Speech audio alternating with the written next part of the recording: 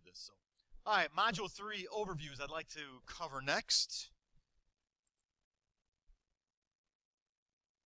So I'll use the link here in the announcements to get to Module 3, which is titled Web Design Basics.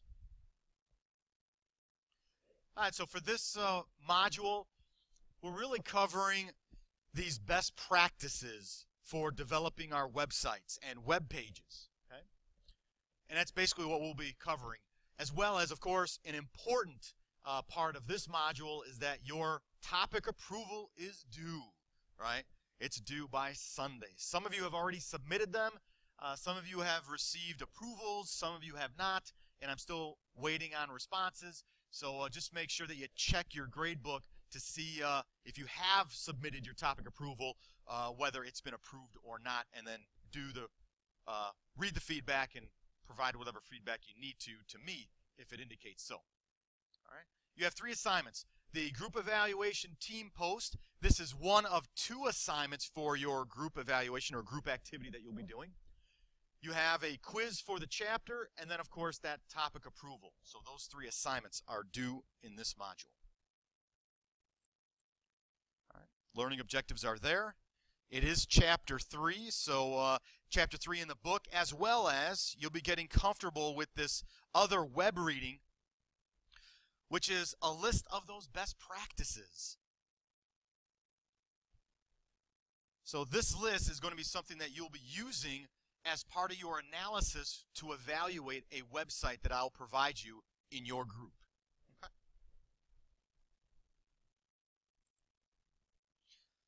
Of course, the companion website that I assume that you'll be looking at before you read the chapter. The key concepts that we'll be covering in a more short form. The tutorials, unfortunately, there are no tutorials in this chapter, only because we're not doing any coding, right? So no coding for this particular module. All right, this is where your group design evaluation is. I would like to go over this just a little bit later. After we cover the chapter, I want to go in more detail about this particular activity that you have to work in groups. So I'm going to skip this for now, but we're going to come back to it. Now, I've provided just a couple of links to something called Creating Interactive Prototypes. As you're building your web project, there are 7 milestones. And one of those milestones is what's called a wireframe, where you design essentially a layout in a very basic form with simply lines and boxes and descriptions of what your page will look like, okay, or pages. In this case, I'm looking for your home page, okay?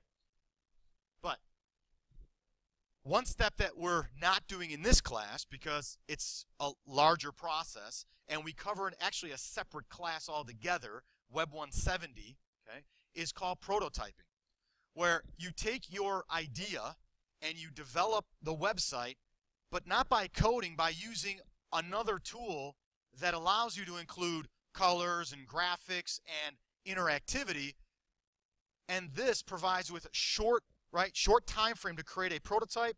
You provide that prototype to your client. That client can now make changes or accept it the way it is, and once it's been accepted by the client, you then start to develop that website using the materials that you've created using the tool, okay? And that's really how the process works, okay? Now, we don't do that process in this class because we can't do every single part of the web development lifecycle, but we hit the high points, okay? And so you'll be doing a form of that through the milestones, okay? But if you're interested in prototyping, okay, which is typically what is done in the industry, take a look at those 2 links, because those are 2 tools that are in the industry that people use. There are lots of tools, but I know many of the students here that are taking Web 150 come from the graphics area, and so they're pretty familiar with the Adobe suite and have access to it, especially here on campus.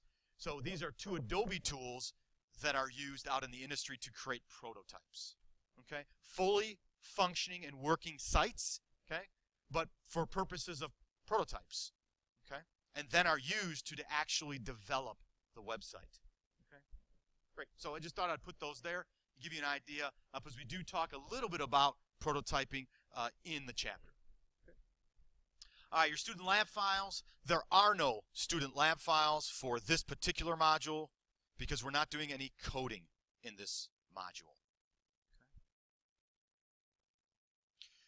Of course, you have a quiz, right? That's your second assignment of 3 for this particular module.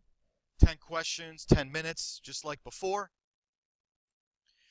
And then I've included just a little bit of information to remind you about selecting a web host.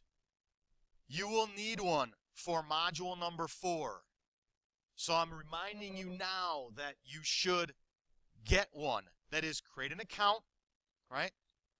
That usually takes, the actual process only takes a few minutes, but it could take between 24 to 48 hours to actually get a response from the host saying, yes, okay, we approve your account or your application, and you're good to go, and here's your information. Go ahead and log in and start uploading files, right?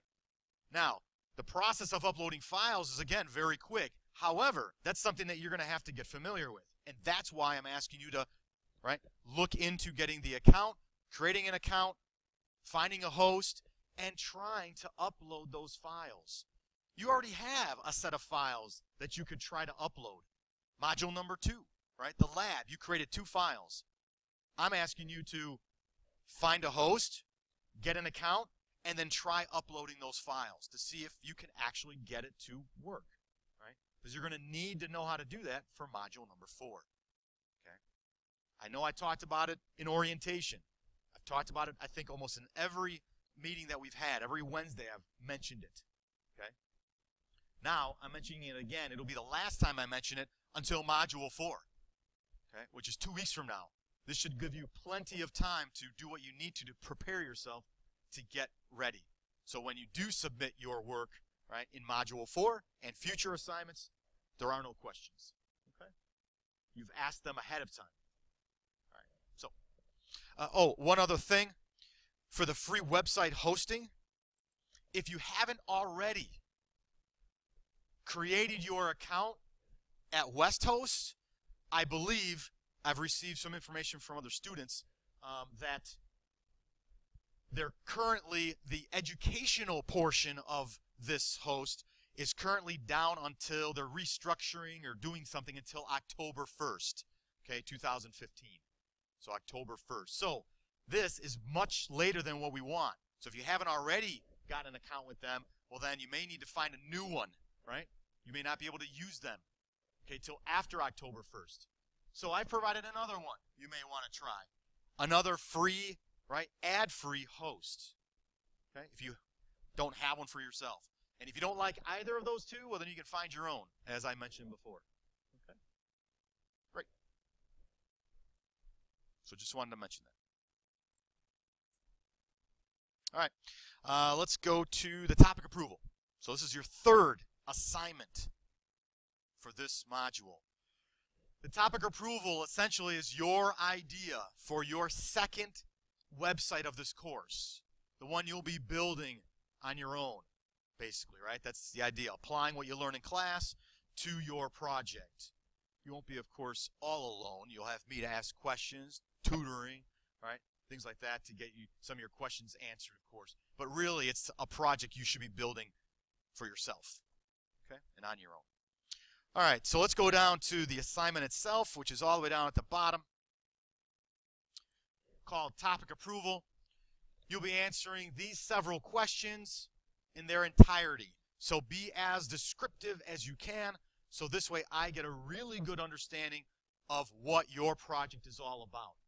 The more you explain it in detail, the better I understand it, and hopefully the easier it is for me to approve that project. Giving little detail or very little explanation is not good. Most likely it'll be rejected and not approved. Okay? It has to be publicly accessible, and it has to not be one of these items indicated up at the top here, right? A favorite hobby, subject, family, not-for-profit, or portfolio site. Okay?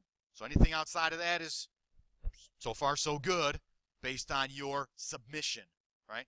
So it all depends on how you submit your work and how well you can sell your topic to me. Okay? Any questions? Okay. Fantastic.